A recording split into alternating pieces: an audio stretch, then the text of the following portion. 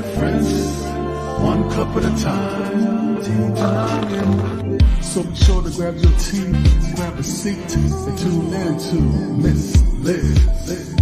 Tea time, making a difference, one cup at a time. Tea time, yeah. Tea time.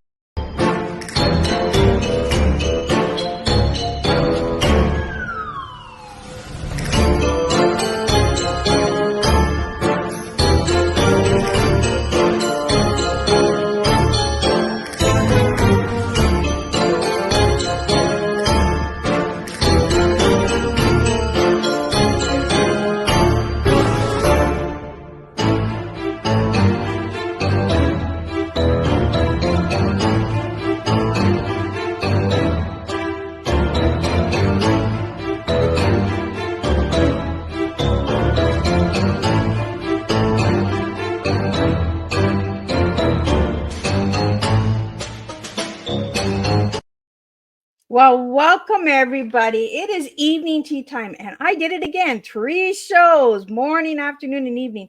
Tonight, I am super excited because I have a returning guest, and then you know how Miss Liz loves having guests return because then I get updates and I get to see a familiar face, and the ice is already broken from the last show. So I have Natasha Deen here, and she is an amazing best-selling author, teacher, and boss of her pets. That's right. If you looked in the video in the intro, you've seen that she is the best boss of the pets. So if anybody wants to be the boss of their pets, reach out to Natasha Deen because she's the girl for that. So I am super, super excited to have this tea time and to bring you some new books that Natasha has out. So Spooky Sloths 3 and 4. And as you've seen in the video, it's creative writing and it's going to be children's writing. We're going to talk about a lot of cool things tonight, and we're going to just spill a good tea. And if Natasha remembers, I'm going to ask her what her tea is. So we'll see if she can give me a good tea tonight. So we're going to do the disclaimer and then the bio, and then Natasha's going to slide in and we're going to spill some tea together. Disclaimer for Miss Liz's Tea Time live show. Miss Liz myself is going live using StreamYard. Before leaving a comment, please grant StreamYard permission to see your name at StreamYard.com. Please be advised that the content brought forward for any Tea Time show hosted by myself, Miss Liz, is always brought forward in good faith. However, may bring forward dialogues and opinions that are not representative of my platform. The facts and information are perceived to be accurate at the giving time of airing.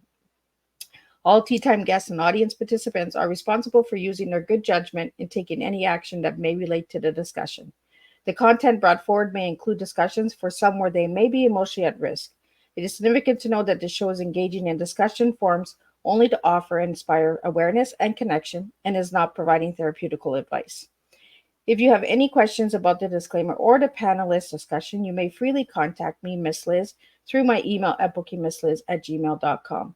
Moving forward, should you choose to voluntarily participate in tonight's show in any aspect, I myself, Miss Liz, welcomes you. And should you decide that the show is not made for you at this time, I respect those wishes and will see you at a later show at a later date and time. And again, 2023, all shows are done on a Thursday, 10, 3, and 7 p.m. Eastern Standard Time. Every Thursday, 3 live shows. And if it's not a Thursday, it's a rescheduled show or it's a surprise show because that's just how I roll. So stay tuned for that. And those are done on a Monday and a Tuesday. So now give me a little bit into Natasha Deen. Well, I'm not going to give me some info. I'm going to give you some. So Natasha Deen is a best-selling author who writes for kids, teens, and adults. Her novel is The Key of Nira Ghani, won the Amy Mother Teen Book Award. Spooky Sleuths, The Ghost Tree was a school library journal best book of 2022. And her most recent YA title, The Signs of the Wonders of Tuna, Rashad, was a Globe and Mail top 100 books for 2022. We're going to talk about that one because I just noticed that. Natasha is the Queen Elizabeth II Platinum Jubilee Medal recipient. When she's not writing, she's teaching Introduction to Children's Writing with the University of Toronto. SCS, and spends an internet, I'm not sure, intronet amount of time trying to convince her pets that she's the boss of the house. And for more on Natasha, you can check out her website, which will be on the screen during the live screen. So let me get Natasha in here and let me get some tea. So welcome, Natasha. Hello. Hello, hello. Thank you so much for having me. And hello to the listeners. Thank you for joining us tonight. Well, Natasha, it's always a pleasure when the guests come back, because then you know you're doing something right because they want to come back, right? Yes, that's exactly true. Absolutely. And it was a lot of fun last time. So, Natasha, I'm going to start off like I started off with everyone this year. Who were you as a little girl, and who are you now as a grown lady?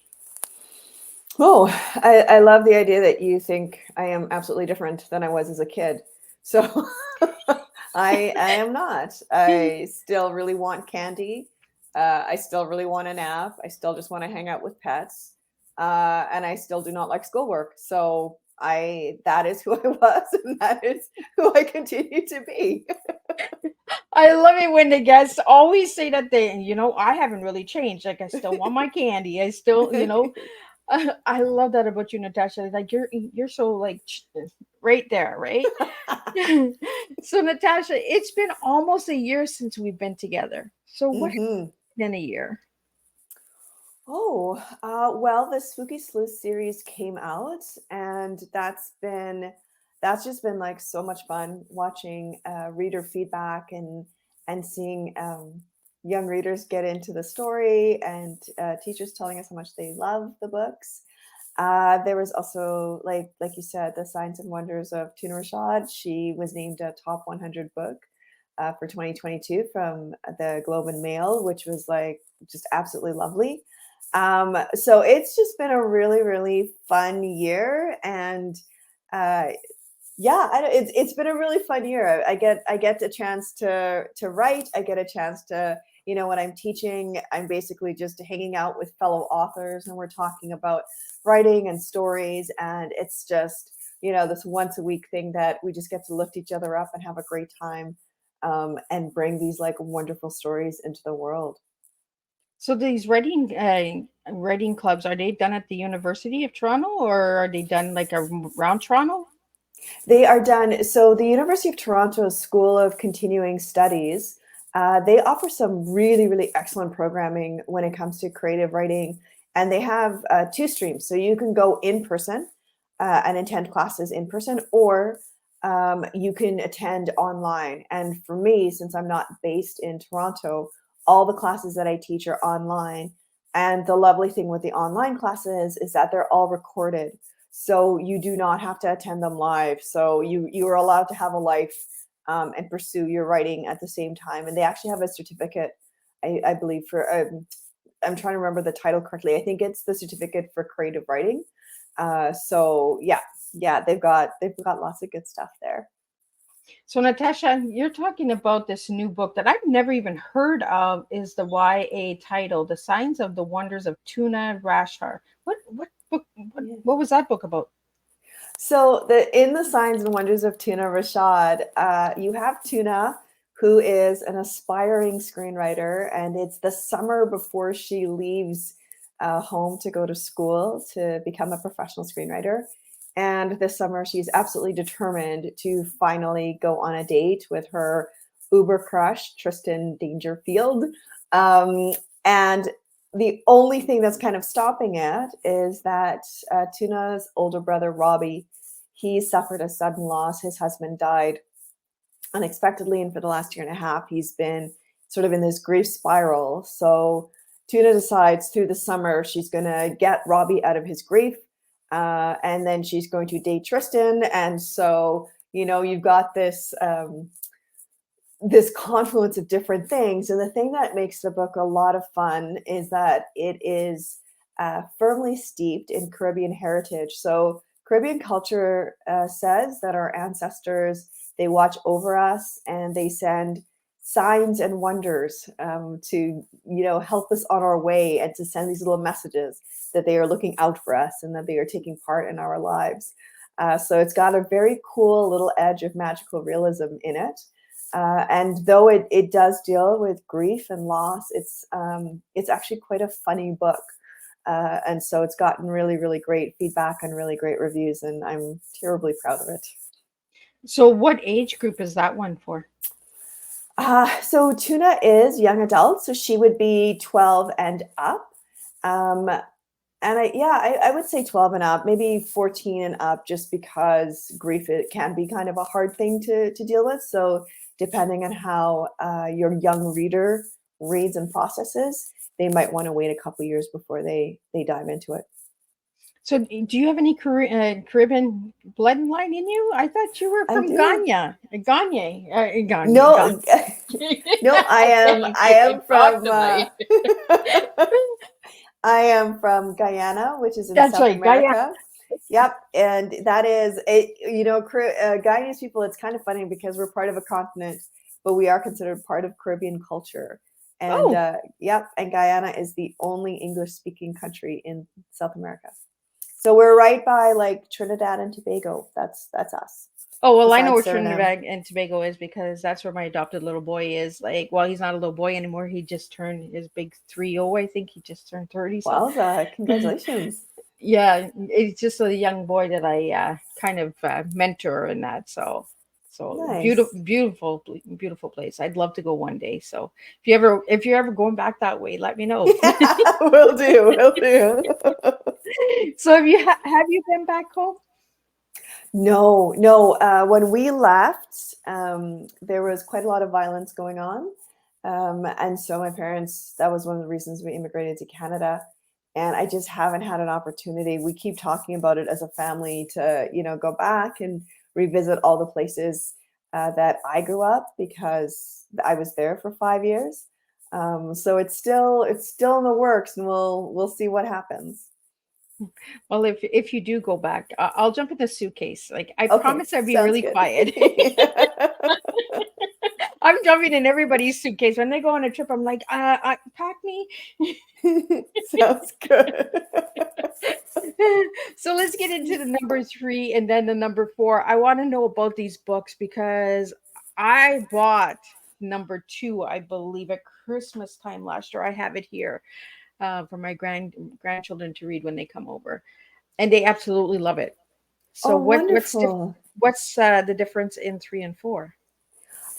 So the series, for readers who don't know, the series is about Awesome and Rockshar, who live in Lionsgate in Washington, and Lionsgate is a research town. So Awesome's family has moved there because both his mom and dad are scientists. But as far as Awesome is concerned, this is like the creepiest place they have ever lived, because there's like floating lights in the sky. There's people that disappear into the mist. There's all these like weird goings on. And in book 1, there is this tree in the deserted cemetery that seems to be growing at a very, very fast rate and seems to be having a very negative effect on people. And Awesome is convinced that this is a supernatural entity from Caribbean folklore. Raksha, on the other hand, thinks that because it's a science town, that probably what's happened is an experiment has gone wrong. So through the books, and through each book, there is a different supernatural creature that may or may not be in the town. And Rakshar and Awesome and their friends, they tackle this problem. So the series is wonderful because it showcases STEM, it showcases the scientific method. It's very sort of fact-based that way, but it also really, really celebrates the idea of the supernatural and spooky things that go on. And it's one of those great books that's like great for like your 7, 8, 9-year-olds, and also all the way up to your 12-year-olds. And the chills are exactly that. They're like spooky chills. They're not gonna like blow anyone out of the water or scare any young reader too badly. And the illustrations are from Lissy Marlin, who is absolutely incredible and brings such a level of delight and joy and creepy to the pages. And so in book 3, Awesome is convinced that there is a fair maid. swimming in the waters. And fair maids are the Guyanese version of what mermaids would be, and they are not pleasant creatures at all. So they're Rakshar really again. spooky. They are very spooky. And the thing with fair maids is that the thing that differentiates them is that fair maids can come onto the land. So there is no getting away from them if they decide they're going to come after you. They're coming for you. And then in book 4, their student teacher may or may not be Old Hig, who is a Guyanese witch. And so, the books are really, like, they were so much fun to write and create, because you get to go in, as a writer, I got to go into both sides of these characters, right? What if this is just science? But then again, what if this is supernatural? And the thing that I really love about creating these books is that there's such a strong nature of collaboration and support. Neither one of these characters is trying to prove the other one wrong. They genuinely want to know what the truth is, and they genuinely want to know what the answer is. And if they are wrong, and that's fine. But the thing that I really, really love is that at the end of each book, it is up to the reader to decide which one it was, because it is never really answered. And, and both Rakshar and Awesome have very, very good reasons for why they believe what they believe. So the readers get to decide for themselves if it's spooky or if it's science. I love that choice is there, because we need these types of books, right? When you're reading it, and then there's another one coming, but you get to make a choice, right? I love that you leave that open for the readers, and especially at a young age, to give them that option of picking and choosing, because each child is different. Some might say it's spooky, some might say it's science. Have you ever gone into a class and asked them, had a rally, like some are spooky, some are science, and then kind of figure it out? That would just start a war, Miss Liz. No. No.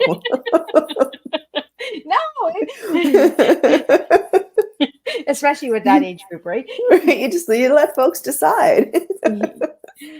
So I'm looking now, and if you had them in the right order in the back of you, Natasha, you have book 1, book 2, book 3, book 4, right? Yes. Yeah. So I have book 1.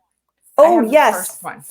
The ghost tree. So I have to get book 2 and 3 and 4, because my step granddaughter really loves it. She loves the storyline and all that, and brought good conversation too. So, that's wonderful. So, I'm glad she's enjoying it. That's well, lovely. And she thinks it's pretty cool that it's one of Miss Liz's tea time guests. So nice. She's like, you really know her? And I was like, yeah.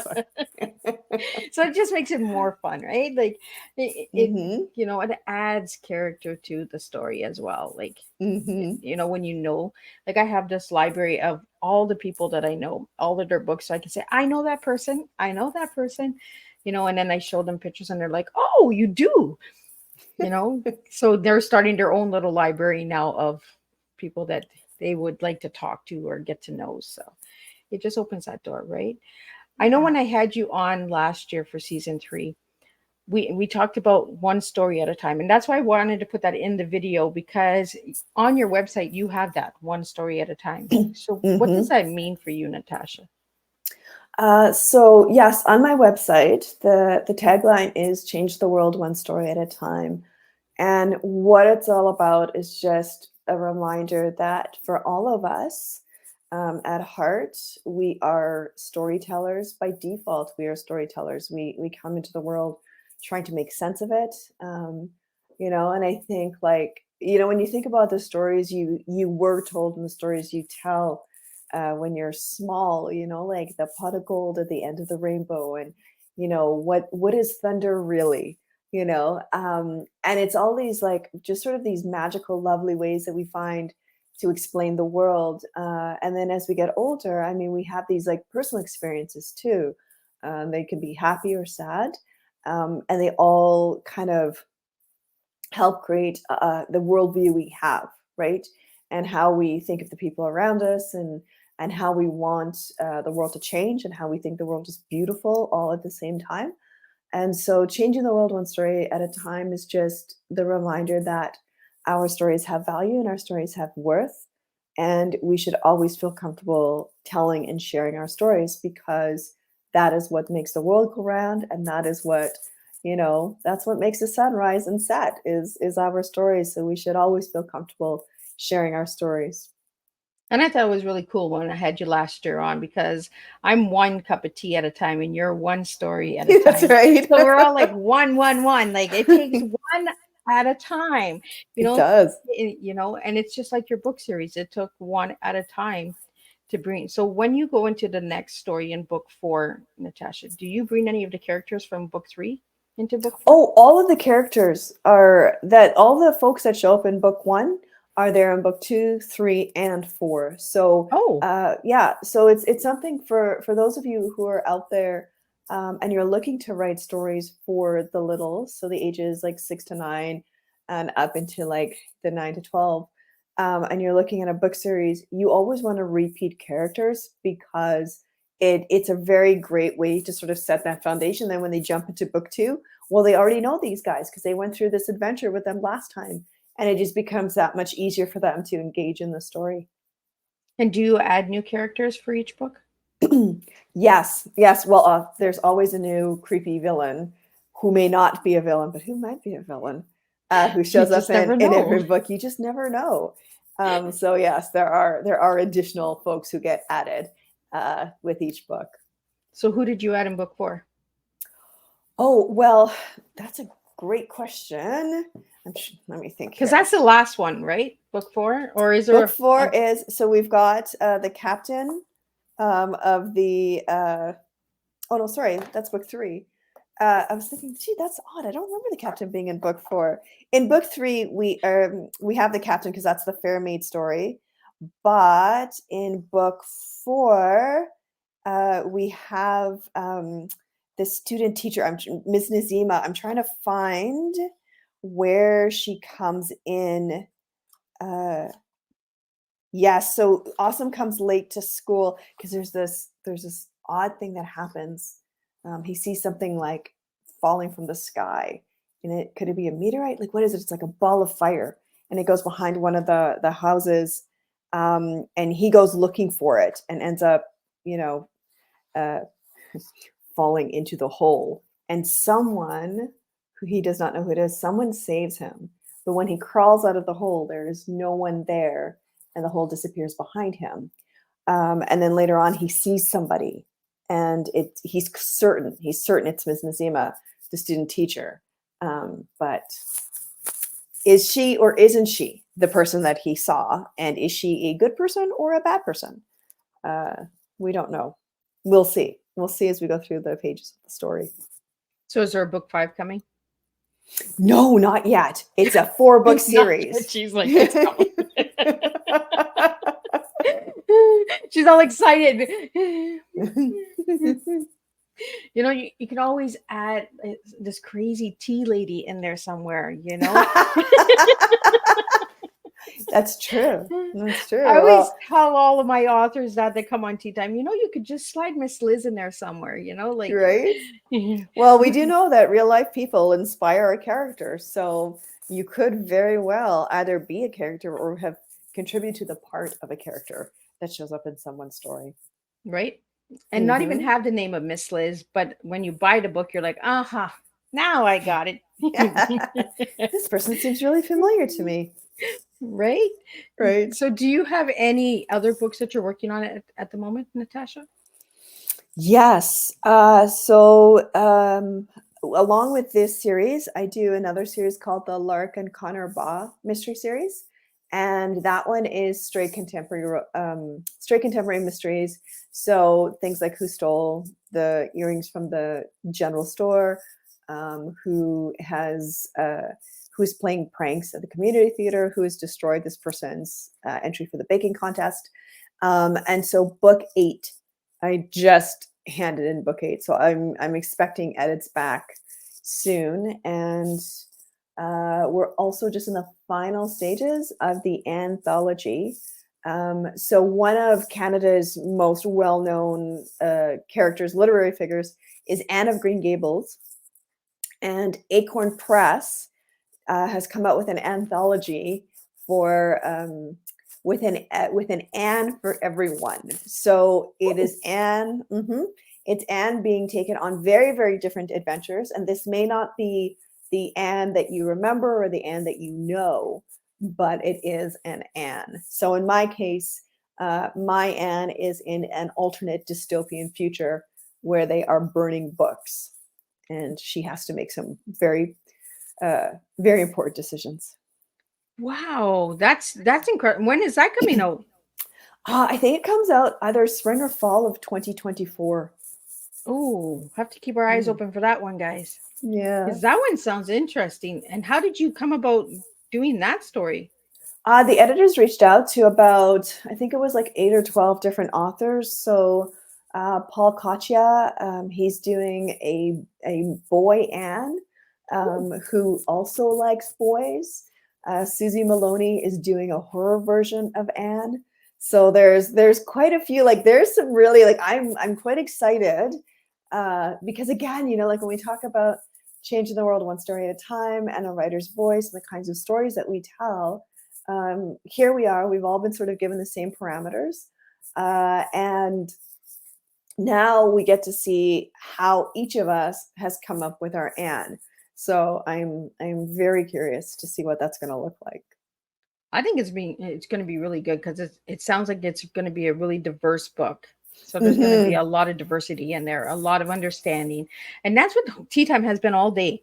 We started off with multicultural and then we went into acceptance. And here we are with, diversity of opening up and sharing our stories, and everyone has the same project, but everybody comes up with something different.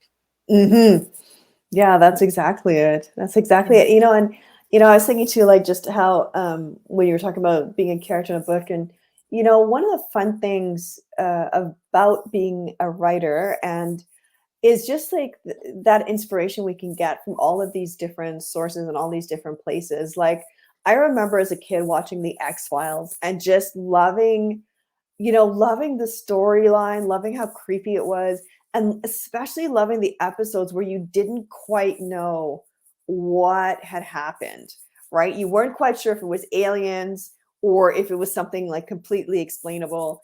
And then, when we were looking just like a few years ago when Stranger Things came around, and you had there's the straight supernatural like action adventure. And so that's, when I was thinking about Spooky Sleuths, I just love the idea of doing like an X-Files meets Stranger Things with a Caribbean twist.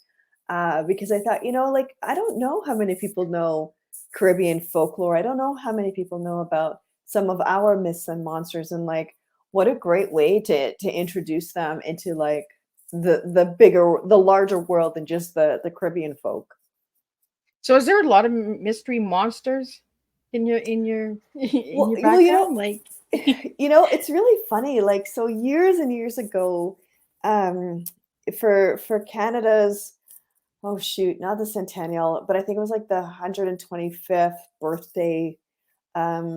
But there was a lot of celebrations going around, and there was a theater that wanted to kind of celebrate one of the things that I think makes Canada a really cool country, which is that we incorporate diversity and we pride and try very, very hard to be a multicultural country. And so there was a bunch of us that gathered, and the idea was that we would tell stories from our cultures and tell stories from our countries. And I was sitting and I was listening to people tell these stories, and a lot of them were like origin stories, right? Why the rain falls, and why like this particular thing, always like, why is this stone there, and all these things. And I was laughing to myself because I was thinking, I don't know that Caribbean culture has origin stories like that. And if there's any Caribbean listeners, like, let me know, because I feel like what it is that defines Caribbean culture is this idea that, like, of course supernatural creatures exist, and of course there is these like there are these two worlds that exist, and it is your responsibility as the human to understand, and to govern yourself accordingly, and to not do silly things. So in the Ghost Tree with Spooky Sis 1, the tree that inspired the story is called the Dutchman tree. And there's various different stories about what the Dutchman tree is. But the story that I grew up on as a kid was that these were the trees that housed the souls of the enslavers. And so you were never supposed to go near them because terrible things would happen. And there was lots of stories about, people having accidents and, all these kinds of things. There's actually a tree that was granted like countrywide status that it should never be touched because they were trying to bring it down to build a road. And there was just like all these really bizarre accidents that kept happening. And finally people were like, no, like you this is a Dutchman tree, you can't touch it. So when you go if you go to Guyana, you'll see like the road was built around the tree and the tree is still standing. Yeah. So, so it's stuff like that too. Like the idea of the fair maids, that of course fair maids exist. Like who cares how they came to be? The point is they are there and they own the waters at certain times, during the evenings, and you don't go near them, right? You don't go near the water at certain times because it is not your place to go near the water during those times, Well, it's so almost like here in Canada, well, in the United States too, I believe. At nighttime, you're not supposed to be on the water. You're supposed to bring your boat in. You're not supposed to be traveling on the water at nighttime. Is there a myth around it? Do you know? I'm not sure, but now you have me curious. I'm going to do some research because you have to come in when it gets dark. Yeah. For anybody that takes their boating license, like my spouse took it, and you have to be off the water when it turns dark. Like you cannot be on the water. Or you need to park yourself off the shore or something like so the water does have characters in it. I truly believe that as well, Natasha. Like I believe there's mermaids. I believe that there's things that happen because if you're sometimes sitting by the water in a park or something at nighttime, you hear these big splashes. Yes. You hear movement in the water and you're like, where is it coming from? I guys. Well, the water is big, right? The water is very big. I mean, we're still, all of a sudden you'll hear like scientists have just discovered this like gigantic fish that nobody knew existed until now. And you're like, yes, because water is deep and big, and there are many things that live in there that we will never know about. I mean, when I was a kid growing up, they had and now my brain it can't remember, but it's a zone in the ocean where like I think it's trying to remember how many miles it is, but there's a certain amount of like mileage in the ocean where sunlight can hit, and then after that there's no light. It's deep, it's dark, right? It's the abyss. And for years and years and years as a kid, I heard nothing can live there, and it never made sense to me that you would have this like vast ocean and all this water, and then you can only live in the first like layer, the first and then, layer, of course, right? And then but of course as like technology and science evolves, they're able to go deep, and all of a sudden they're finding like these amazing creatures. And I know there's a snail, like they've actually found creatures who live by the underwater volcanoes, and so they can live in these very, very hot climates, and they can like survive on the sulfate. And there was like this one particular snail that lived lived right next to these volcanoes, so they're living right in the fire of it. Their shells are actually iron, and I'm trying, so fact check me on this, friends who are listening, but there was something about them and sulfur. And so it was this article and something had come up, and someone underneath had commented and said, "That's not a snail, that's a dragon." You're right. And I thought, yes, it's and that's true, what I believe. true, I believe that there's water dragons. Yeah. In the deep darkness. And I as you're sharing, Natasha, I'm thinking of Little Nemo. Like, yes. that fish with the light bulb. Yes, and that's one of the, I can't remember, an angler fish maybe. I'm trying to remember the name of it. I'm trying to remember. That's exactly the fish that lives in that area, right? Yes. Yeah, because I had Bob Gonzalez on, and he fishes the big deep sea, and we talked about this fish because he had a picture with this fish, and I was like, oh, they really do exist? Oh, they do. Yeah, they do. And they're ugly. Well, I would say, respect and loose lives, they have a different kind of beauty. Because I think they're very interesting to look at. Like Well, they're I just creepy, right? Like they're like spooky. yes, they are kind of spooky, but I like unusual, I like it when things are beautiful in non-traditional ways. And those teeth and that like little bulb that lights up, Right? I just feel like, yeah, you go along with your bad self. Like, why not? But there's also what do they call them? It's sea sheep, or yeah, I think that's what they're called, is sea sheep. So they're a little type of, I can't remember if I don't know if it's a slug. I can just see the picture of it. But if you ever Google sea sheep, and there are these tiny, tiny little creatures, and they are so super cute because they do look like little teeny tiny sheep that live in the water. And so yes, I mean, like, this is the fun part of writing and just existing in the world, is like there's so many things that we can take inspiration from for our stories. Well, it's a good way to open up education as well, right? It gets Mhm. people doing their research and checking if it's facts or fiction. Or Yes. like, I'm gonna check out the she sheep and see if they're cute. Like they're probably the I cutest little I thing, but I they think probably they're bite. adorable. No, no, no, they're really tiny. Like they're super small. I think you need like a really very sort of specific lens to actually take a photo of them. But yeah, I mean, there's just so many beautiful creatures that exist in this world, and we only ever really know a fraction of them, right? Like, when I'll be talking to someone, they'll mention like this kind of moth, or like this particular kind of caterpillar, or butterfly, and I've never heard of them before, this kind of snake, and then I'm like looking it up, and just being like so amazed at all the variety of beauty and life that exists in this world. Yeah, there's just so much out there that we haven't even seen yet. Hmm. And then when we find it, we're like, oh, this much, how long has this been around? And then research 100 years, 1,000 years, and you know but there's a lot of things that are in the water that I don't even think we've even seen a quarter of it you Oh know no, no, I don't think like so either. There's so much of the ocean that's hidden, which I love. I love so on so many levels, wondrous and creepy. I love. so Natasha, have you ever thought of writing a book about the great big sea? No, no, but I mean, I feel like I kind of got a chance to do that with "Don't Go Near the Water," which is the Spooky Sleuths 3 book, because I got to, there's awesome in the boat looking out into the waves, and like positive something is following the boat, and no one else seems to see it. And then just being like, no, no, no, there's actually someone climbing up the boat, and he's like, and he's grabbing Rockstar, and he's like, look, it's a fair maid.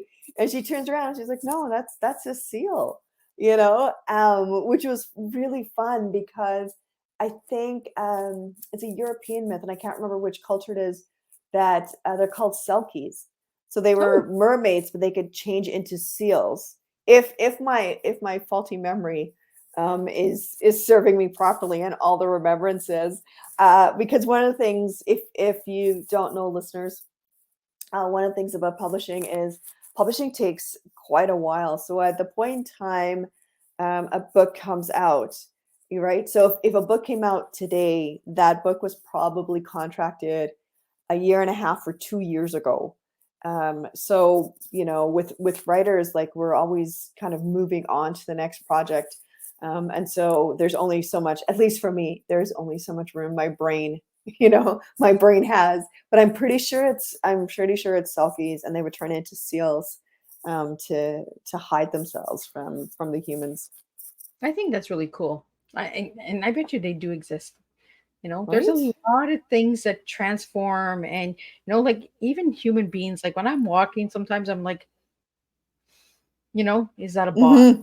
Like I'm starting to look at people now to see like if they're walking a little different, if they're walking too straight, like the Hmm. movement, the footsteps. Yeah, I'm on guard. I'm looking, and we have a lot of things that are coming that are futuristic, and I think Hmm. they're going to put it in the middle of everyday activities just to see if we're really paying attention. Well, it's interesting you say that. So years and years ago, and I can't remember the term they had. It was marketing and promotions. And what they would do is they would hire people to go into like coffee shops to discuss products. And so, and not like, oh, hi, have you heard of this product? They would have them hire, they would hire them and they would go in and just be like, customers. So you're sitting at a table and you can hear, you know, these two people talking about like the latest, I don't know, iPhone, Android, what have you, or like the latest book by this person. Oh my gosh, isn't it the most amazing thing? And you're thinking, oh yeah, this is a great conversation, but no, they've actually been hired to do it, which I think is really interesting. But and I don't know if they still do it. It was like really, really early on, like maybe early 2000s. I kept hearing about this.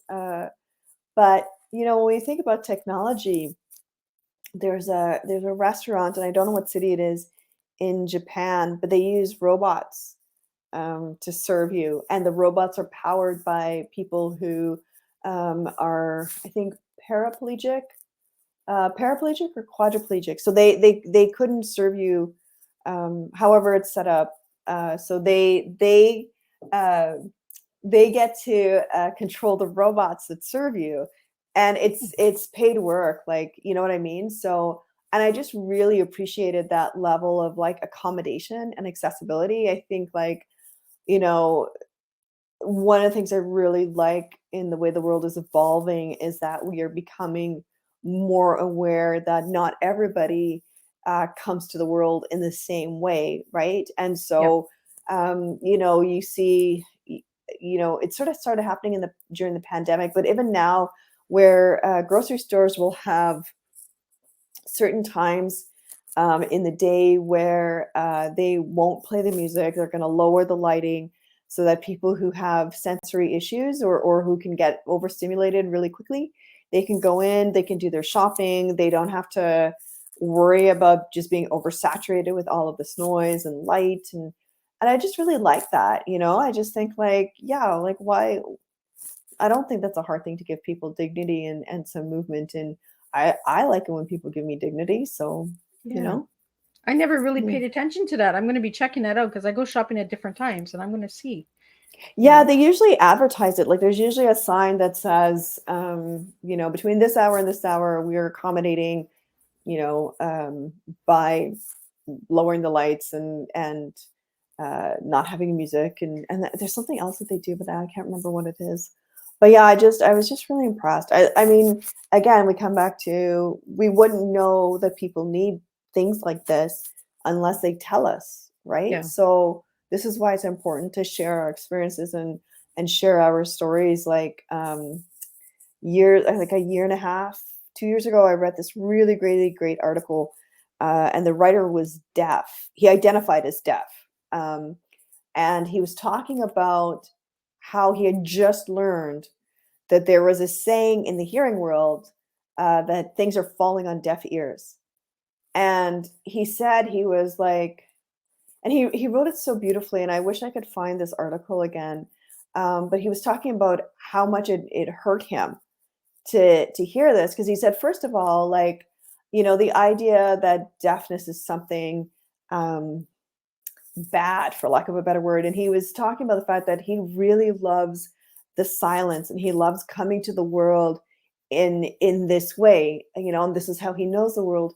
But then the thing he said that I thought was really important, he said the thing that bothered him most is that the saying falling on deaf ears means someone who has evidence to truth and is remaining contrary or ignorant because. And he said the idea that deafness would be on the same level or be equated with being willfully ignorant or stubborn in the face of truth, he said that was really hurtful. And it was harmful because he was like, I'm not that person, and my deafness does not make me that person. And I thought, yeah, you know, this is exactly, and unless he said it, no one's, you know, many of us wouldn't understand that, you know. So I just, like I said, I just really love hearing about people's different experiences and the different ways that they move in the world, and how the world, you know, slowly, sometimes too slowly, but slowly moves to accommodate, so that people can understand that they have value and place in this existence. I love, Natasha, that you're talking about deafness because our afternoon guest is deaf. So today was the first time we were getting captions on StreamYard, and the importance of bringing caption to all platforms because they're not on all Mm-hmm. platforms.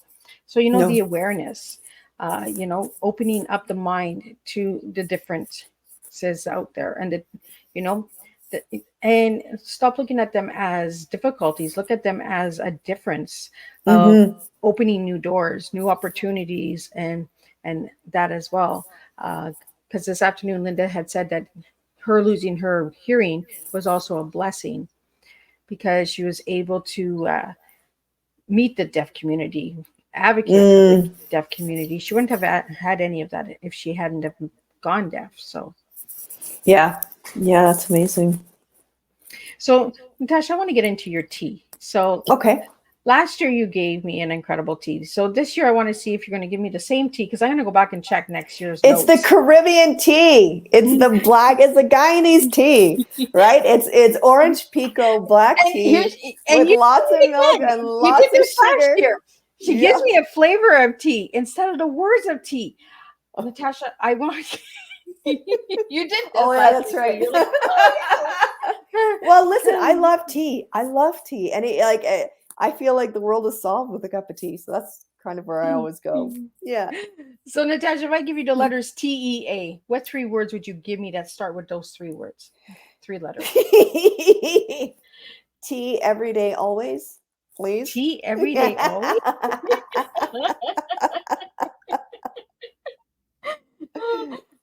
You know what? That is you, Natasha, because It really is, sadly. it is you. Anybody that knows Natasha knows that tea every day, always.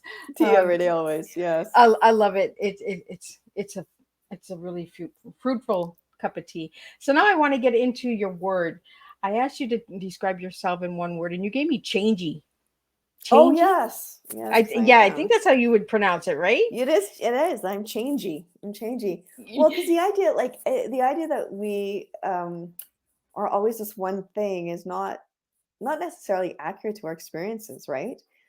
Sometimes we're quite happy, and sometimes we're not. And like for any of us of a certain age, I mean, sometimes you get up and you're like, oh, I feel much younger than I did, than my age says. And then some days you get up and you're like, oh, I see the warranties are off on my knees. Okay, okay, or you're like hobbling around. Someone goes, what happened, man? What did you fall? Did you hurt yourself? And you're like, oh, I sneezed wrong.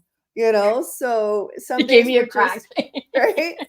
So changing, and I like that. That gives me freedom to embrace wherever I am in the moment, emotions and experience. Well, and it's different. It's not like anybody else, right? It's not like I'm strong, I'm Hmm. resilient, it's changey. I It's like it. changing. It's Yeah, changey. It's yeah. got a nice ring to it. So I asked you your favorite color, and you were like, I don't really have a favorite color, but if I had to pick, you should pick gray, the shades of gray. Yes, specifically, the way the sky can get that like dove gray, dark blue color right before a storm hits. That color, I love that color. But I always used to say, "Oh, gray's my favorite color." And I was in a school visit one time, and this girl put up her hand and she was like, "Natasha, gray is not a color; it is a shade." I was like, "Oh, dang. Okay, so I don't have a favorite color. I have a favorite shade." And with the color again, it just kind of depends on my mood because I'm changey. Right? Some days I really like green, and some days I really like purple. So I love that people don't always pick colors. I like when they Mhm. pick shades, Mhm. or signs. Some people will say, Mrs. I don't like color at all. And I'm like, ooh, that's interesting. Yeah. It opens up the conversation. It opens up to understanding why you don't like color, why you know, certain colors might remind you of something bad that you don't want to remember. So, but I want to get into your pets now because Mm. we're almost done here. But I want to know about these pets that you try to be the boss to.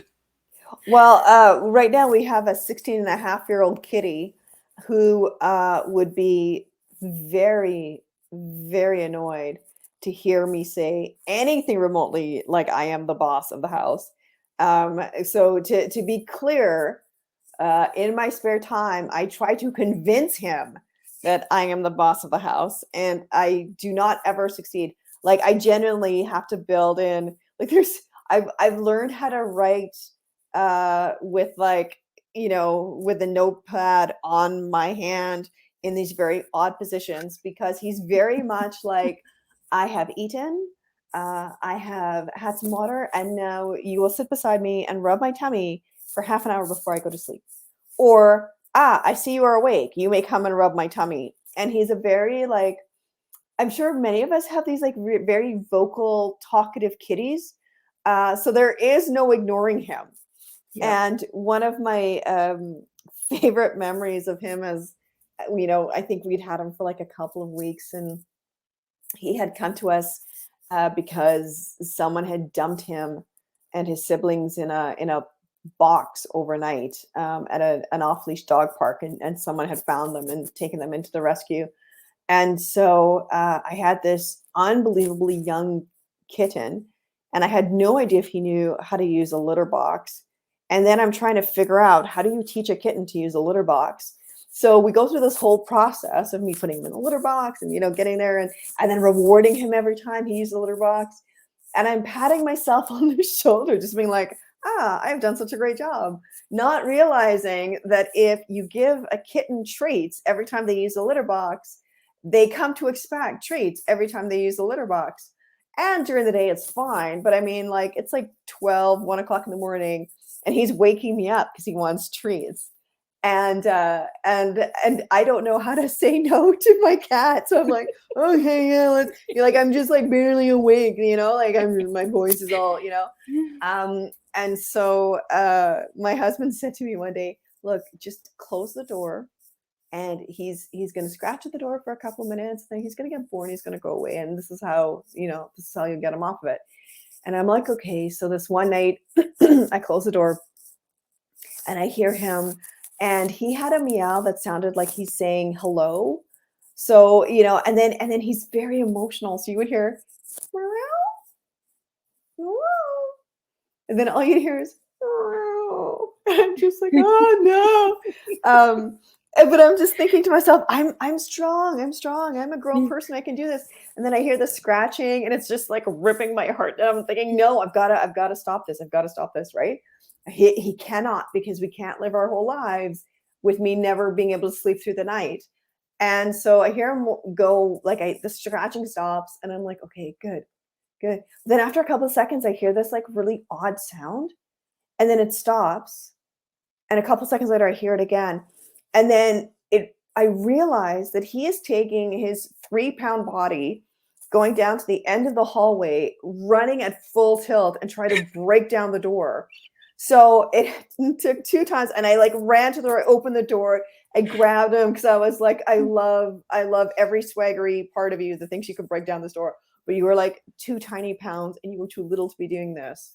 So he got the treats, and like I said, he is almost 17.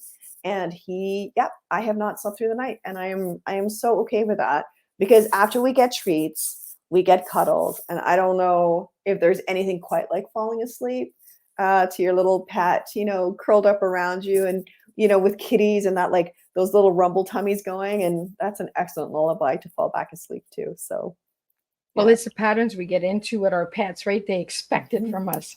It's like my cat; she's 8 years old, and every time I go out, even if I just go for 2 seconds, I come back in, it's treat time. Yes. I taught her that as soon as mom goes out and comes back, you're going to get a treat.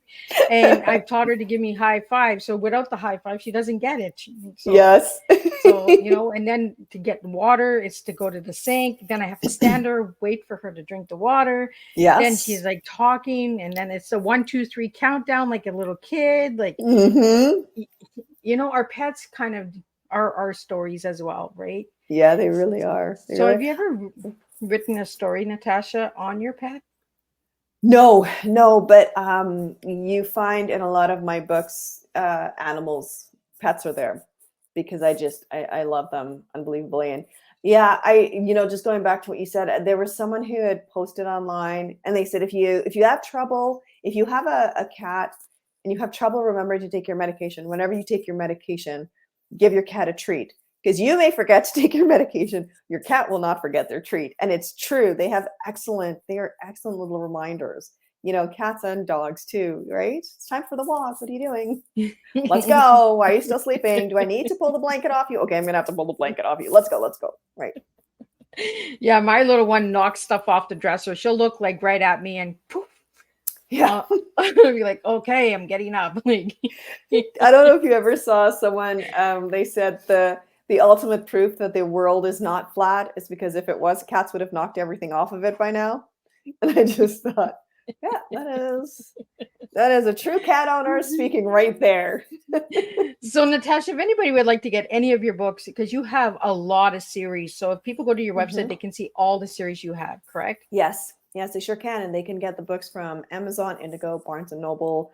And if they have an independent bookstore that they really love, they can get those books there too as well. So how many series do you have altogether? That is a great question, Miss Liz. I've actually never really counted. Off the top of my head, I'm going to say 1, 2, 3, 4, maybe 5, 6, 7 ish. Maybe give or take a couple. Yeah, because you got quite a bit. Like if you go to the website, you guys can find all of the incredible books. I also found some true crime books. Oh, the true, yeah. Those are urban fantasy. Yes. So how many genres do you write in, Natasha? I think the fastest answer is to say the only genre I have not been published in yet is steampunk, but any other genre I'm published in. So Well, I feel like steampunk is the next thing on the list. 2024 steampunk. Right? I can check all my boxes off then. There you go, right? So what final message would you have for anybody that would like to get into writing? Just do it. Just do it. I mean, like what's the worst thing that happens? You write, you find out it's not for you. What's the best thing that happens? You write, you find out it is for you. So just do it. So, and if anybody would like to work with you, how can they reach you? Folks can reach me through my website. There's a contact button, so they can use that to shoot me an email. Do you want to read out your email address for the audio people? Oh, if you go to the website, it's like a what do you call it? Like a system. You just like, so you go to natashadeen.com, NATASHADEEN.com, and then you click on contact, CONTACT, and then the form, I guess that's the word we'd use. The form comes up and you can put your message in there and hit send, and I shall receive it. Awesome. And that's how it's done, guys. We just do different flows, different shows, different kind of teas, and we do tea every day, always with Natasha. So tea every day, always. Yes. You know, I love that. I love that you said that, Natasha, because that is you. Like, well, obviously that was the same answer I gave you last year. Like last year, you were like giving me all the flavors teas, and I'm like, here we go. You're a tea drinker. I got that. So yes, I am. Before we leave, Natasha, what is your favorite tea? My favorite tea is orange pekoe, Tetley tea, orange pekoe. I love that tea. So do you drink it with sugar and milk, or do you just? I absolutely drink it with sugar and milk. Yes, the more the merrier. Yeah. Well, I want to thank you, Natasha, for joining me on Tea Time. I want to thank all the listeners and viewers. If you're listening to the replay, please push #replay so I can see where you're coming in from. If you would like to see a topic or you'd like to see a guest that was on any season 1, 2, or 3, and 4, you can reach out to me and say, Miss Liz, we'd like to have them back. We want to know more. We want to have some updates, all of that good stuff. There are some surprise shows that are coming up in October, so stay tuned for that. All I can say is somebody from season 1 is coming back, and somebody who was on season 4 enjoyed himself. He's a he, that's a clue, is coming back because he enjoyed himself so much and he wants to give you part 2. So that's all I can say for now. And we'll be back next Thursday, same time, same place, with 3 new TEAs. And share these tea times. Subscribe to the channel. And let's just make a difference one cup of tea at a time, because that's how it rolls. We flow and we serve tea in different styles on Tea Time with Miss Liz. And again, Natasha, thank you so much. It was an honor. Thank you so much. That was a lot of fun. Yeah, thank you. And we will be back next Thursday. Check it out, because Miss Liz will be back for you for more tea.